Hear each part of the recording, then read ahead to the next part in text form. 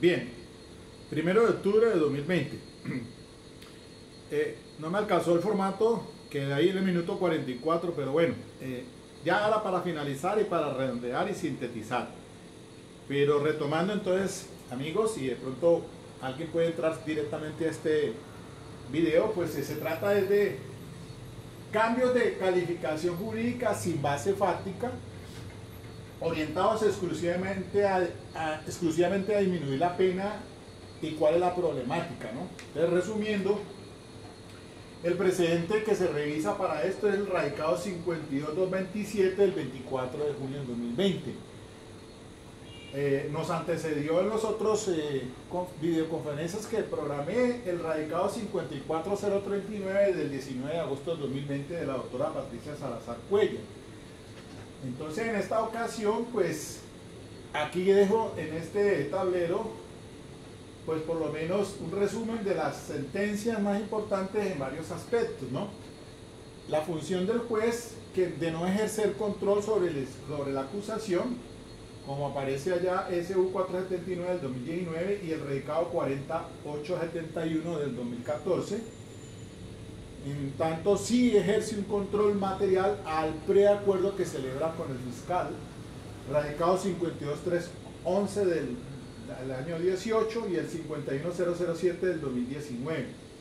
Hay una premisa legal que se desprende, y es que para dictar sentencia condenatoria se requiere un estándar de convencimiento más allá de toda duda, como lo dice el 381 de la 906, y en cambio para el preacuerdo se debe de verificar, es el mínimo de prueba que permite inferir la autoridad y participación y su tipicidad según el 327. Que hay un salvamento importante en la sentencia 52227 de Eugenio Fernández Carlier. Él dice pues que el sentir de lo que quiso la sentencia de unificación 479 decir era que ese mínimo de prueba se refiere al tema de lo que se le acusa y de lo que acepta, que más no sobre el tema de los beneficios. Tal vez en ese sentido, por eso la sentencia 54039 del caso de Policarpo, al fin de cuentas el tribunal confirmó ese acuerdo celebrado con la fiscalía de reconocer una ira de intenso dolor en un caso de homicidio agravado, y que el tribunal, pues el mismo planteamiento que hace en el salvamento de voto de Eugenio Fernández, que para esos acuerdos no hay necesidad de un mínimo de prueba. Bueno, eso es una discusión, y el hecho es que la Corte Suprema de Justicia, como precedente judicial, dice que sí debe existir un mínimo de prueba. Y entonces, por eso el caso de sentencia de unificación 479 del 2019 sobre un reconocimiento de una condición de marginalidad del artículo 56, en que no existía, estaba aprobado, y eso es lo que pues pasa más o menos en la 54039 al reconocer una ira de intenso dolor. Pero en esta oportunidad, resumiendo, entonces es cuando hay un cambio de calificación jurídica pero sin una base fáctica.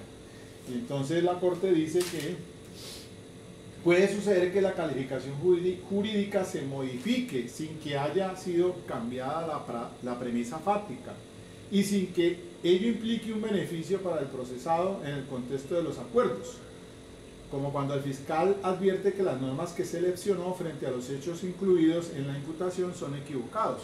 Es decir, el hecho fático está ahí, el núcleo fático está allí, lo que pasa fue que se equivocó al calificar jurídicamente. Entonces, en ese evento lo que la Corte está diciendo o hace hincapié es en la necesidad de que la Fiscalía General de la Nación aclare si ese cambio en las premisas fáctica y jurídica corresponden a un beneficio o al hecho de ajustar el caso al ordenamiento jurídico, porque eso pues parece ser que fue lo que ocurrió en la 54039, pero el fiscal lo que hizo fue adicionar el escrito de acusación con la ira de intenso dolor previo a una entrevista de indiciado de Policarpo, y entonces reconoce ese estado de ira de intenso dolor, y dolor, que el primer preacuerdo fue improbado por el juez porque era como un doble beneficio, ya lo dije ampliamente en la anterior conferencia pues de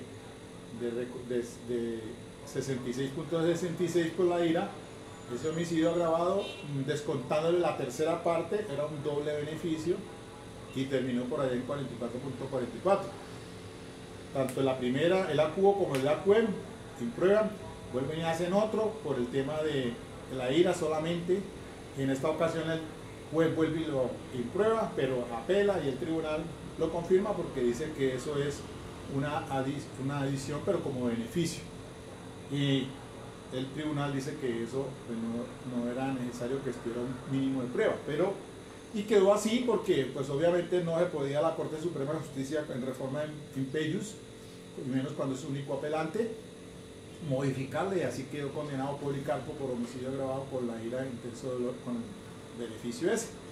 Entonces la Corte pues está insistiendo, y ahora en esta 52.227, si bien es cierto es de junio del 2020, pues es una sentencia hito, una sentencia de vértice, de base para uno hacer varias conclusiones. Entonces les estaba diciendo, y ahí fue donde se me cortó el video, de que miremos las conclusiones a que llegó la Corte, o hace la Corte en esta sentencia 52.27.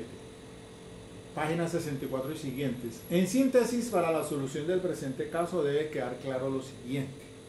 Primero, en virtud de un acuerdo no es posible asignarle a los hechos una calificación jurídica que no corresponda, como por ejemplo cuando se pretende darle el carácter de cómplice a quien claramente es autor, o reconocer una circunstancia de menor punibilidad sin ninguna base fáctica. En este tipo de eventos, primero, la pretensión de las partes consiste en que en la condena se opte por una calificación jurídica que no corresponde a los hechos, como sucede en los ejemplos que se acaban de referir. Claro, esto aquí el caso, pues en este incluso el del homicidio agravado, en este caso de Vázquez y Villalobos, los dos policiales pues que matan al indigente. Entonces, con relación a Vázquez, pues se quiso que no fuera, el fiscal acusa de los hechos fácticos y la calificación jurídica es homicidio agravado y privación ilegal de libertad. La defensa presenta una hipótesis alternativa en el sentido de que es un encubrimiento y una privación solamente. Pero la Corte dice, pues no, ya es claro, dice, en este orden de ideas, a la pregunta de si los fiscales, dice la Corte, en el ámbito de los preacuerdos, están habilitados para conceder beneficios sin límites a los procesados a través de la modalidad de cambio de calificación jurídica, sin base fáctica. La respuesta es que no. Por eso entonces dice aquí, la pretensión de las partes consiste en que la condena se opte por una calificación jurídica que no corresponde a los hechos, como sucede en los ejemplos que se acaban de referir. Tercero, en tales casos incurre en una transgresión inaceptable del principio de legalidad. Tercero, esos cambios de calificación jurídica sin base factual pueden afectar los derechos de las víctimas, como cuando se asume que el procesado actuó bajo un estado de ira que no tiene un soporte fáctico y probatorio, que es el caso 54.039, el caso Policarpo. Además, por último, cuarto, este tipo de acuerdos pueden desprestigiar la justicia, principalmente cuando se utilizan para solapar beneficios desproporcionados. Segundo, existe otra modalidad de acuerdo utilizada con frecuencia en la práctica judicial, consistente en tomar como referencia una calificación jurídica con el único fin de establecer el monto de la pena.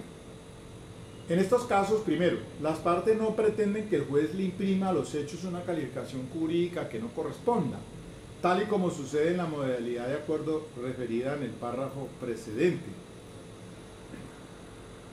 Así, a la luz de los ejemplos anteriores, el autor es condenado como tal y no como cómplice.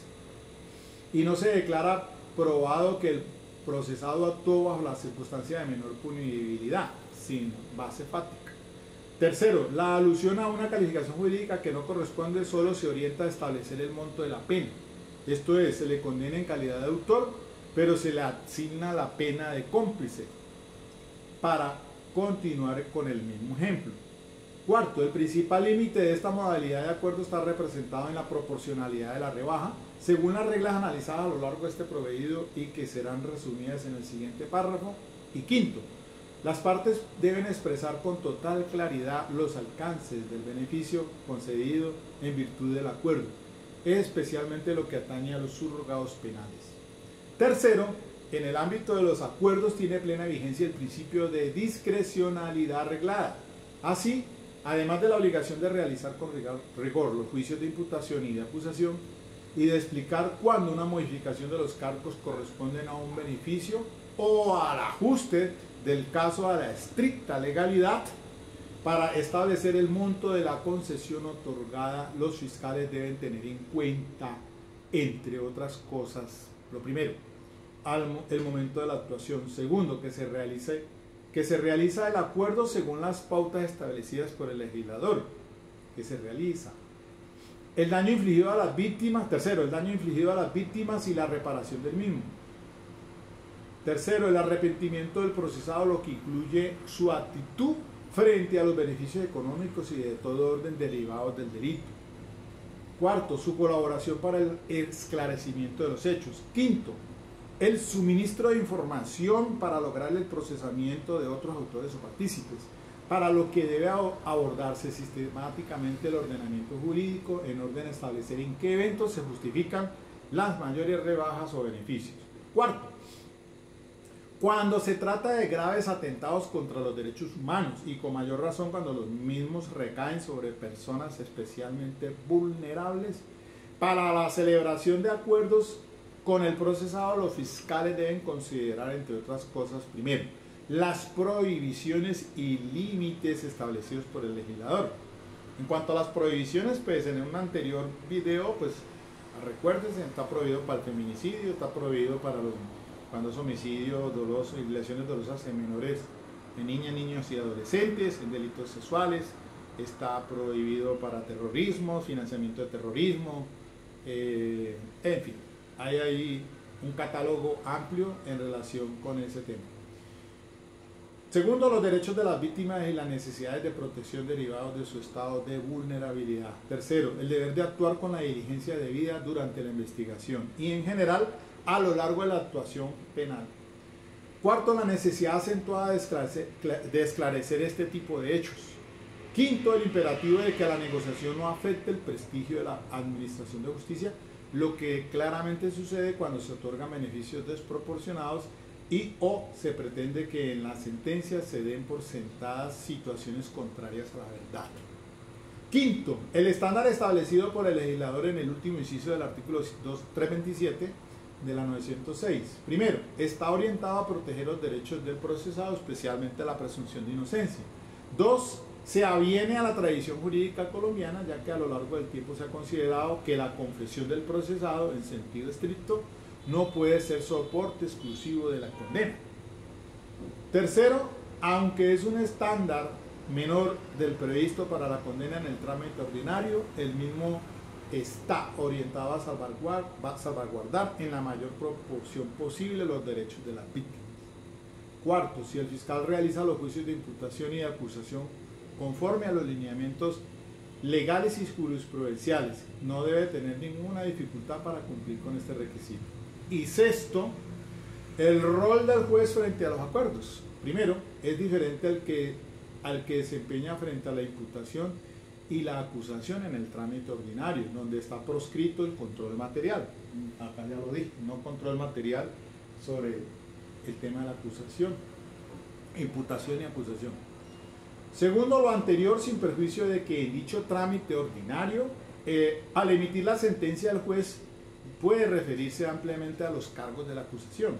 Viene lo que atañe a su demostración y a la respectiva calificación jurídica. Acá debe estar el estándar de más allá de para cuando se dicta una sentencia condenatoria de acuerdo con el 381, pero pues yendo a juicio. Tercero, en el ámbito de los acuerdos, las partes le solicitan al juez una condena anticipada sometida a reglas distintas y tal como se ha explicado a lo largo de este proveído. Para este caso, pues el mínimo estándar que se requiere es el que pide el 327 inciso final, un mínimo. cuarto, pero en todo caso se trata de una sentencia que constituye la principal expresión del ejercicio jurisdiccional. Y quinto, así, el juez debe verificar los presupuestos legales para la emisión de la condena, que abarcan desde el estándar previsto en el inciso último del artículo 327 hasta los límites consagrados en el ordenamiento jurídico para esta forma de solución del conflicto derivado del delito. Finalmente, debe recordarse que la modalidad de acuerdo referida por la defensa, orientada a la modificación de la premisa fáctica de imputación o la acusación, no se desarrolló en este proveído, por resultar impertinente para la solución del caso. Esa es otra variante, y es las que porque en este caso, pues, la defensa aduce o arguye, pues, y esto lo repito porque esto lo dije en el anterior video, pero dice así: en su disertación, el impugnante da a entender que el acuerdo que en su momento celebraron la Fiscalía y la Defensa estaba orientado a abandonar la premisa fáctica de la acusación, entre paréntesis, que Vázquez Ciro participó en la retención y el homicidio de la víctima, para, en su lugar, adoptar la hipótesis alternativa propuesta por la defensa a lo largo de la actuación. Paréntesis, el procesado no participó en el homicidio, por lo que su actuación se reduce a lo acaecido luego de que Villalobos Ríos causó la muerte, o sea, como un encubrimiento, pues. La Corte dice que no profundiza porque pues, lo resuelve este tema a través del ítem 6.2.2.2.2.2.1. Las pruebas estaban dadas para condenar como acusó el fiscal, a pesar de que van a leer ustedes en esta sentencia un esfuerzo que hizo la Fiscalía tratando pues de que se aprobara, pero que pues no, el tribunal no lo permitió. Finalmente, entonces, no me queda otra cosa más que tengan en cuenta esto, pues, aquí se trata en esta sentencia las propuestas factuales que desvirtúan la responsabilidad penal, catalogadas plausibles en juicio oral. Pero estaban las propuestas por la defensa, radicados 55.651 al 19 y 37.175 al 16, el tema de hecho jurídicamente relevante para que lo revisen en la 44.599 del 2017, y que el tema penal, que la progresividad de la actuación permite introducir a la acusación modificaciones a la premisa fáctica y modificar la calificación jurídica en el juicio oral, radicado 51.007 del 2019. Una de ellas es que, por ejemplo, en la imputación inicialmente se hace por tentativa de homicidio y a veces pasa que muere la persona, entonces ya en la calificación, en la acusación, pues tendrá que calificar no por tentativa, sino como consumada. Entonces es una situación que varía allí, pues para dar un ejemplo así grosso modo. De esa manera, mis queridos amigos, pues yo dejo ya cerrado este tema aquí en estos 20 minuticos y les dejo allí entonces estas sentencias de consulta, de unificación, la de tutela 479 del 2019, la C1260 del 2005, los que analizamos acá, la 52.227 de ahora de junio 24, la 54.039 del caso Policarpo del 19 de agosto, más reciente, del 2020, y hay otra que tengo que revisar, la 53.596 del 12 de agosto 2020, todas estas son de la doctora Patricia Salazar Cuellar. Entonces espero que esto les sirva de consulta y ahí entonces queda abierta pues la discusión sobre este tema, y pienso yo pues que en buena hora morijera este tema de los preacuerdos.